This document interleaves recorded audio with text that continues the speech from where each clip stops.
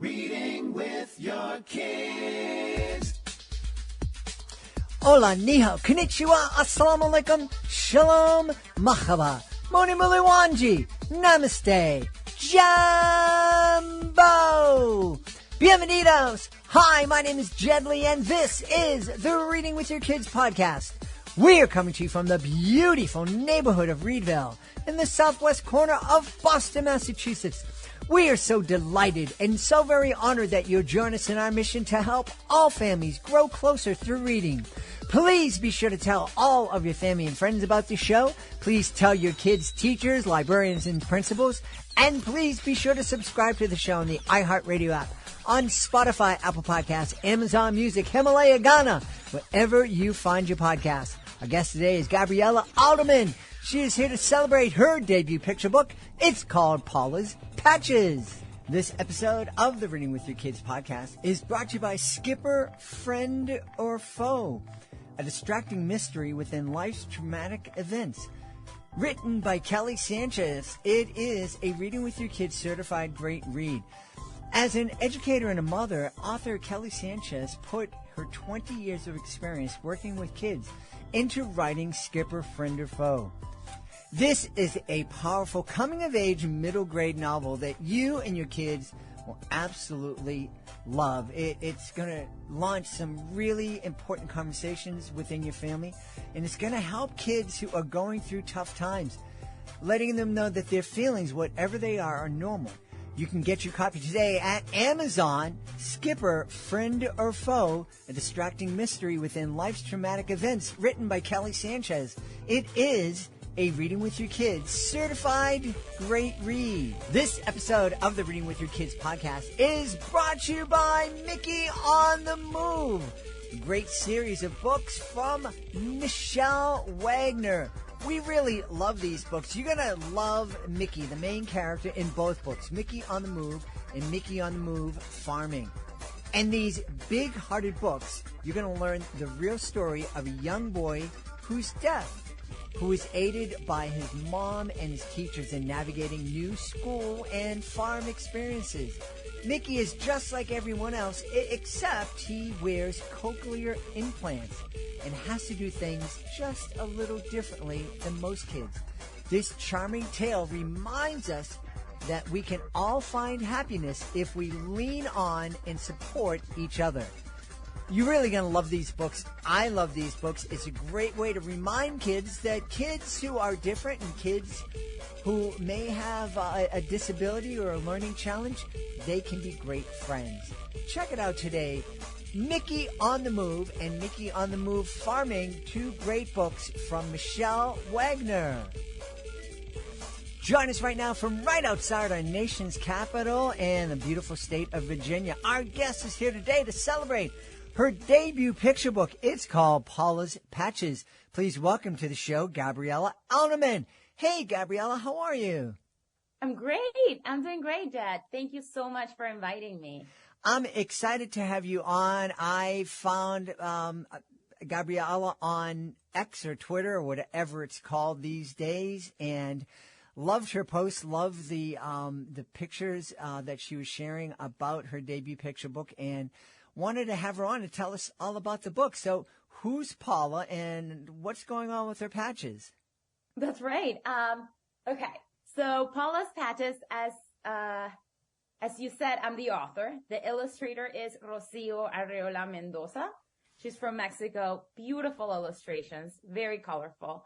And the publisher is Free Spirit Publishing. So this book was released in July. So it's brand new, 2 months ago. And so what's the story about? Paula starts her school day and she rips a huge hole in her pants, the very start of the school day. And she's mortified. She doesn't want anyone in class to find out. And she goes through the school day trying to cover her hole in what I hope are funny ways. But in doing this, she sees she's not alone. She realizes that, others too have leaky lunch boxes and spaghetti stains on their favorite shirts and hand-me-down backpacks. And in this finding the sense of connection, I think empowers her to come up with this creative solution, which is patches, and for herself and for her classmates. So she ends up offering patches to everyone in class. That's wonderful. You know, I am almost 100 years old, and I remember very well going to school and having a tear or whatnot, and being embarrassed about it, and being embarrassed about having to wear pants in that were patched and everything. Nowadays, kids go into school and it's like they pay extra to have holes in their pants. It's like, I sit down with my niece, I'm like going, dude, I would have been embarrassed to wear those, and they don't, it's barely any fabric left on. It's true. It's true. Actually, this was a conversation we had with the editor where she said, I love the idea of the book. I love the spirit of the book, but we have to be careful because it's in right now to have this hole especially like the knee and the leg and I guess everywhere nowadays. But so we just went with different pants. That was like an actual note to the illustrator for it not to be jeans and to be like higher up or something like that. Yes. But no, you are absolutely right. Yeah. and isn't it weird how things that we were literally mortified by when we were kids, now it's like in vogue. It's a fashion trend. Right? Yes, that is interesting. And that's why we decided to come up with this whole thing. And then there's this other layer where she is not just worried about kids are going to laugh when they see my pants. It's also this whole, I'm a bit uncomfortable with what I'm wearing and I don't want to attract attention to myself. Cause I think there's a point in the book where she says the teachers will try to help. She recognizes that. But then she doesn't want to bring attention. And then there's this other layer where she says, the readers find out that it's not just these pants, but she has to wait for the next batch of hand-me-downs from her cousin. So she's also thinking forward, like, what do I do tomorrow? How do I get this pants fixed? And then, like you said, the other layer of, okay, so then I fix them, and that could be, that could bring attention to myself as well. Yeah. I think that's kind of a dilemma that a lot of kids experience. I know my son, we used to joke when my son was younger, it seemed like he would do anything he could to get attention, but the minute he got the attention, he's like, no, don't be looking at me. No, don't look at me now. And I think a lot of kids kind of wrestle with that. It's, like I want to get noticed, I want to stand out, but I don't want to really stand out that people are noticing me. Right, that's right. I think it's interesting. It's like you have this, you could get noticed by these things, but not these other things. So, whereas I know my son, he's 8 and he's big chatterbox. He loves all these things. He loves telling jokes. So he wants to constantly have this sense of back and forth, which what I call his audience. He wants to be the center of attention, but there's these things that it's like untouchable for him. Like, oh, and it will really give him big feelings if you point something out versus other things. So, we're not talking about that. And, yeah. And in Paula's patches, even when it goes through the whole day of her covering her patch, her friends actually never find out. They realize that something's up. And they'll, when she puts her tray in her lap to cover the tray, like, oh, here, I'll make room for you. So you can put the tray in on the table. So they try to help. They're being kind, and they never do laugh. But, it's this sense of like, something's up.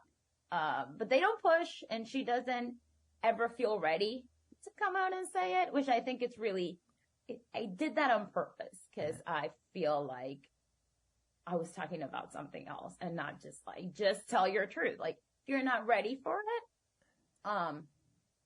that's okay as well. Well, as you were saying that, I'm thinking Gabriella is real close to Washington, D.C. Was she trying to send a message to politicians that the cover-up is worse than the crime? Yeah, one of the things of being close to Washington, D.C. is that everything is political.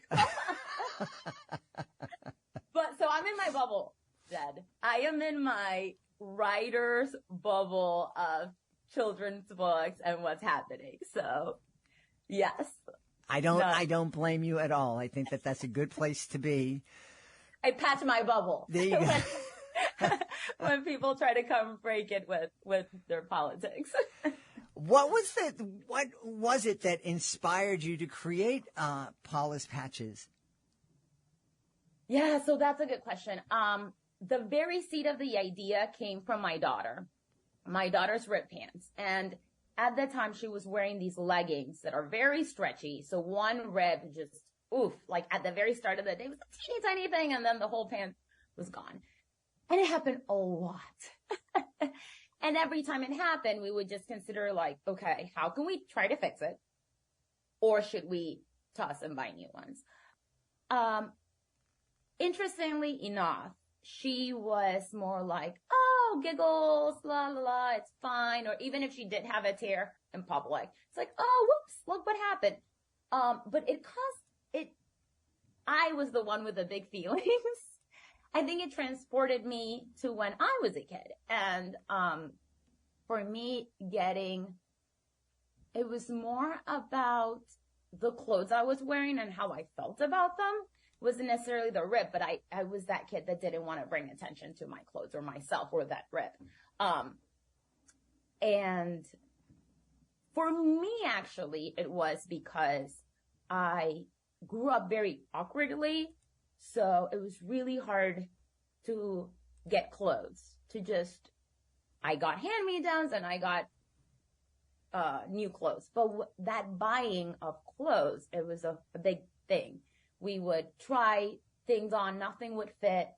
And then finally we always had to bring something home. And then that brand new piece of clothing, we still had to hem it and tuck it in. And it was just, it was uncomfortable for everyone. And it took a long time for my mom. So like she wasn't happy. So when something like that happened, it just, there was just like a lot of big emotions there. Mm-hmm. And that was one big point of connection for me from this story, and definitely the inspiration. I also really, really wanted to write about connection because I feel like even though we're all creative, like, human beings are creative people. We have the power of that, and especially children. And I think that a lot of times, I especially wanted Paula to have this feeling of excitement to create, but a little bit of doubt of like a vulnerability, I would say, not doubt, especially when she creates these patches for everybody. She has this moment of doubt, like, maybe they don't want my homemade patches. What was I thinking? And at every point of her doubt, I feel like she can move forward because she feels that little bit of connection or that little bit of, empathy, I guess. So, I connected, or I poured my feelings there a lot. When I was, if you ask my mom, I still do this, but I'm a huge gift giver. I love, even if it's not your birthday or what, if I know that this would speak to you, I want to buy it. And a lot of times when I was a kid, I would just buy all these little trinkets or make things my craft. And then I would not be able to give them. And my mom was like, please, you were so excited. What happened now? I was like, they were not going to like it. Like, doesn't make sense. I'm not even that close to them. And so I wanted to have that point in the story as well. Yeah. Isn't it interesting that as authors of children's books, we get to kind of work out some of our childhood that we didn't finish working out when we were kids? Absolutely. Absolutely. I find it so fascinating too because children's book is so wide. Some authors do picture books or middle grade and YA. And those three genres are so different in terms of voice and the type of feelings that they're working through. And I definitely find my voice being in picture books. I was like, I don't know what this says about me. What would a psychologist say? Well, I mean, I think psychologists, any good psychologist would sit down and say, okay, Gabriella's still working on some stuff, but she was obviously kind of comfortable being in that age group. And I think that's pretty good. Yeah. And I'm sharing with the world. There you go. Absolutely. Well, speaking of sharing with the world, I also noticed that you you translate and you help authors bring their books to folks in Spanish-speaking countries or Spanish-speaking families. One of the things that I learned when I married my beautiful wife 33 years ago was my impression that, when we talk about people who speak Spanish, we're just talking about one giant net, and everybody fits underneath that, and everybody's the same underneath that net. They all speak the same language and eat the same foods, and they dance and listen to the same music. And wow, was I surprised at how wrong I was. Even just the language, I'm dealing with this right now for an upcoming project. The language from one Spanish-speaking country to another can vary very differently. Can you talk a little bit and give some advice to folks who are looking to get their book translated into Spanish and what kind of things they need to look out for and think about? Yes, absolutely. And that is interesting you say, because I do translate picture books, English to Spanish. I'm originally from Panama. And as a translator, I have found that the best translation projects usually come from people that are bilingual themselves. Like the person I report to, a lot of times it's the author themselves that say, or my parents come from the Dominican Republic or Colombia or whatever, but I don't manage the language as well. And it is so, because of the change in language, the small dialects, they're so important that you have all these questions as a translator and the complexity of translation. So if you want your book translated, the first thing I would say is to know the book and your audience yourself before you go out and find a translator. The main question is who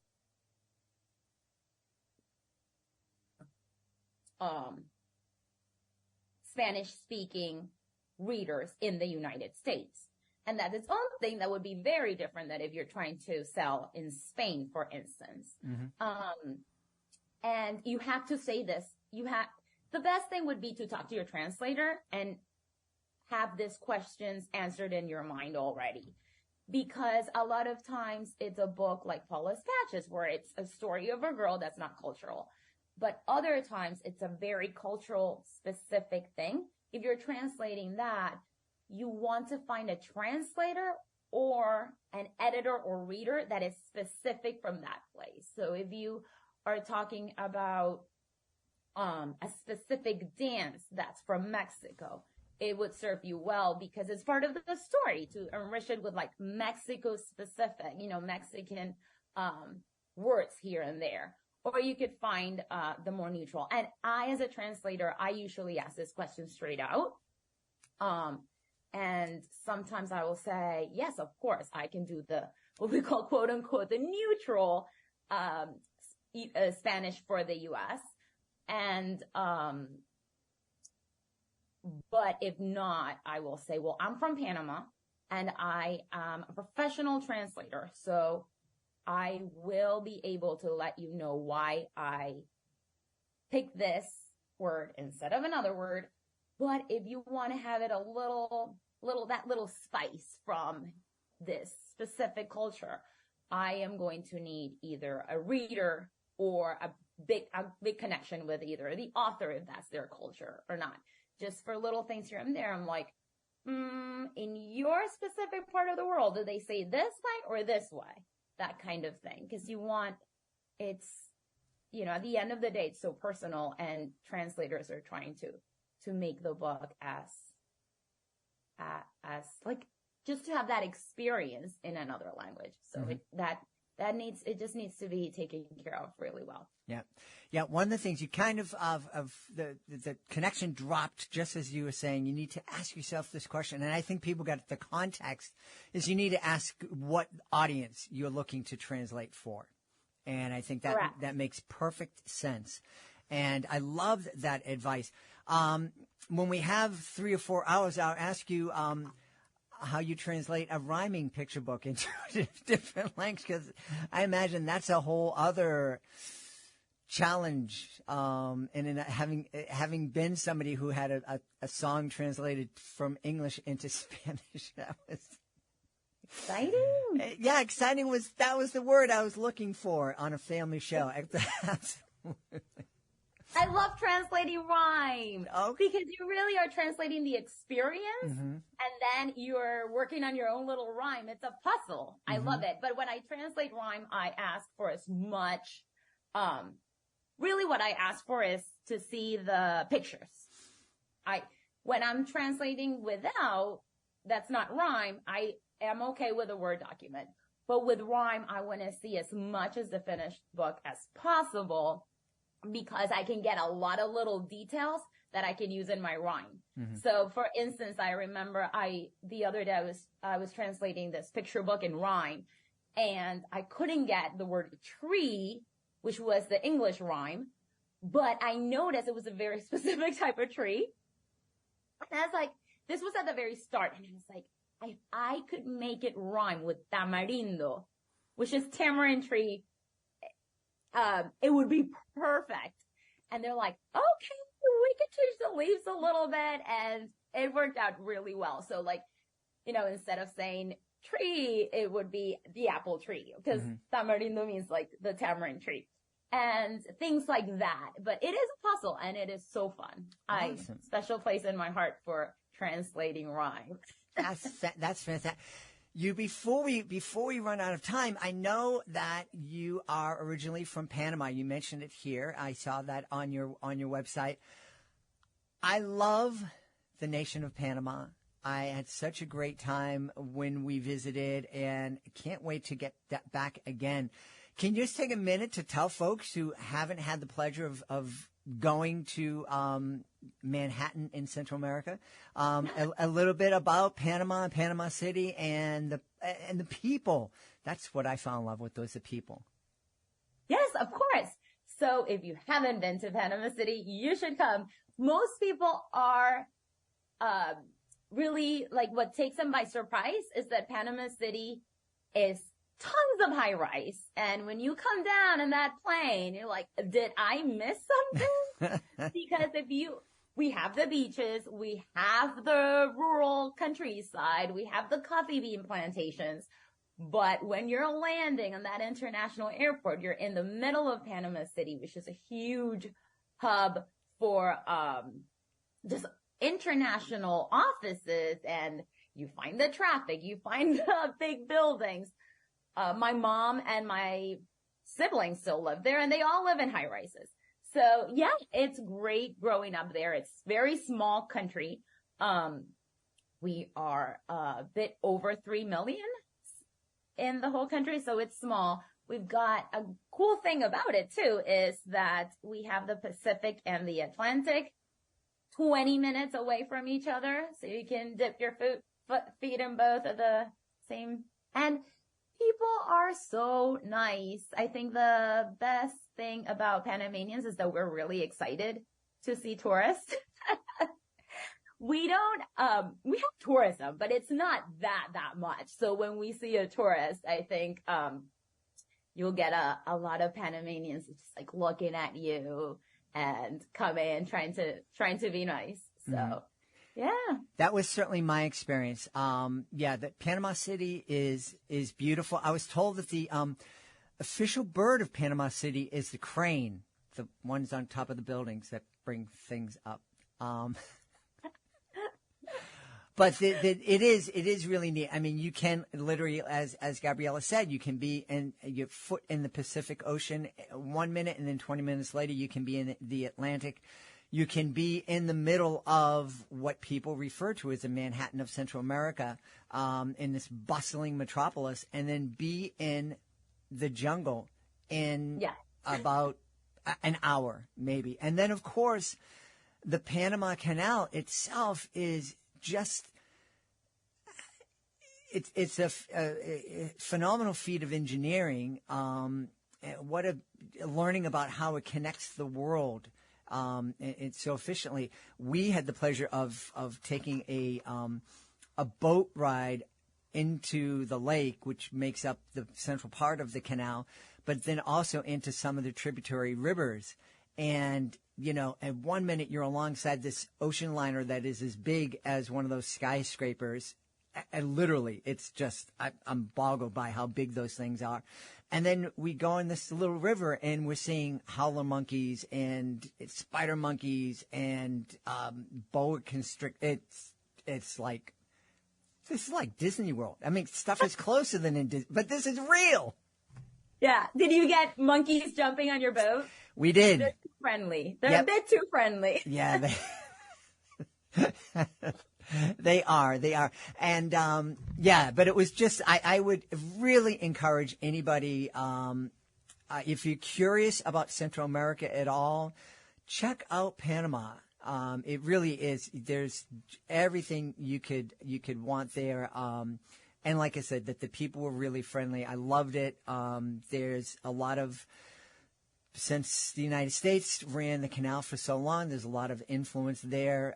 They use the American dollar, so you don't have to do any of that. It's not like in Costa Rica where you go up and buy a bottle of water and they say, well, that'd be 50,000, please. And you're like, 50,000? Yeah. Oh, colognes. Okay, that's $1.50. Anyway, hey, listen, I've had a blast speaking to you. I know people would want to know where to go to find out more about you, your translation services, and obviously more about Paula's Patches. Yes, I have a website and a newsletter. It's Right Between, WRITE, between, BETWEEN.com. And on social media, it's at right_between. Awesome. So, I love to connect with people, so please reach out. Absolutely. And is there a new picture book on the way from you in the not too distant future? Yes. So I have a picture book coming out in 2024 with Charles Bridge, and it's actually going to be simultaneous release in English and in Spanish, and I got to translate it. Awesome. So I'm super excited about it. It's called Squawk of Spanish. And in Spanish, it's called Un Graznido en Español. So that's coming out August of 2024. Well, you have an open invitation to return to the show to celebrate that book, and we really look forward to it. Thank you so much, Dad. I loved being here. We've had a great time speaking to the author of Paula's Patches, great new picture book from our guest, Gabriella Alderman. Gabriella, thanks so much for being with us. Thank you. Please be sure to join us for the next episode of the Reading with Your Kids podcast. Our guest will be J.E. Morris. She'll be here to celebrate Flubby, a delightful series you and your kids are going to love. Want to thank the folks who made today's show so wonderful. Of course, I want to start by thanking our guest, Gabriella Alderman. Please be sure to check out Paula's Patches. Also want to thank our sponsors, Kelly Sanchez. Her wonderful book, Skipper, Friend or Foe, is a Reading with Your Kids certified great read. Speaking of Reading with Your Kids certified great reads, Mickey on the Move, great book from Michelle Wagner, is also one of our sponsors, and we want you to check her out as well. I want to thank my team, Fatima Khan, Rory Grady, Ann O'Leary, Soji Franklin. I want to thank my beautiful wife for all the support she gives me. Most of all, we all want to thank you. Thank you so much for taking the time to join us today, and as always, thank you so very much for taking the time to make the world a better place by reading with your kids. I'll be looking for you in the next edition of the Reading with Your Kids podcast.